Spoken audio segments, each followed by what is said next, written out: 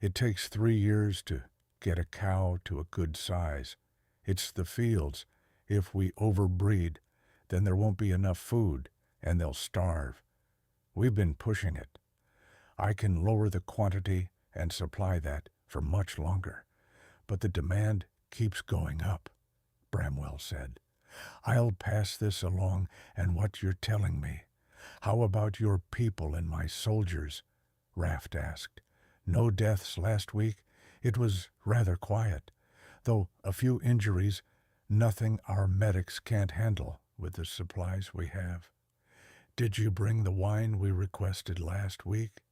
Bramwell asked with a grin. Yes, Malop responded. That we seem to have plenty of. Twice as many bars and taverns have opened up with the amount of people in the city, and everyone stacked on top of each other. They needed some place to go and drink their nights away. I swear, we could run out of food, and someone would still figure out how to make beer and sell it to the starving man. Bramwell smiled. How was the walk out here? Seemed quiet. Only spotted a few creatures along the way, though none noticed us. The vine is high enough that it's not exactly in eyesight, but those things are still out there. I feel like there's more and more every time we come out.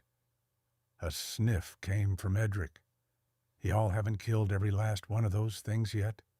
Just letting them live now? My job isn't to kill them. It's to protect the people, Raft said. Very well. When will I have my city back? Or at least be paid for y'all's intrusion, Edric said. We don't know, and currently lives are more important with saving than giving your little city back to you. We had to take over this town to keep those people alive. If you are going to be an issue, then I'd be happy to let you discuss this with one of those creatures. Where have you been all this time anyways? Raft said. I've been at the crater cities when I noticed I stopped receiving money from this town. The courier said that the town was taken over by soldiers for a better cause. I just came here to figure out where my investment is. The city is down to the cobblestone streets and a dozen houses left. But all the cattle are still here, Edric explained.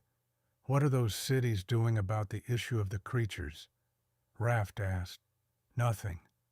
In fact, I noticed that many cities outside the jungle and swamp region don't have this issue, Edric said. Thankfully, I have many other investments, so I'm not completely broke. Just us? Raft said quietly to himself. How did you get here? I have a carriage and a small guard unit. It cost a few lives, I'm not too proud to admit, but I request some of yours, so I may leave. I will pay you for them, of course, but these creatures are relentless, and you know how to fight them, Edric said. I will ask my men if any want to go, though I will not order it. I will also outfit and train your soldiers how to fight them, but you have better luck avoiding them. I'll have my scribe converse with yours when we get topside. The door burst open, interrupting Raft. A runner stood there and moved his hands in the way that said, trouble. Raft moved with purpose. Without speaking, he moved across the room and followed the runner upstairs with haste. When Raft stepped from the doors of the large house, he heard it. Not yelling. His soldiers were too well trained in fighting these creatures to make a sound, but the sound of rocks hitting the ground, swords clinging, shields bashing. He ran to the situation to find Sergeant Frost standing there, watching the soldiers calmly. The wall had broken or collapsed in a small section, and the soldiers were in a fight against the creatures that had been waiting on the other side. What? Raft's hand gestures said. Look, Frost's response, without speaking,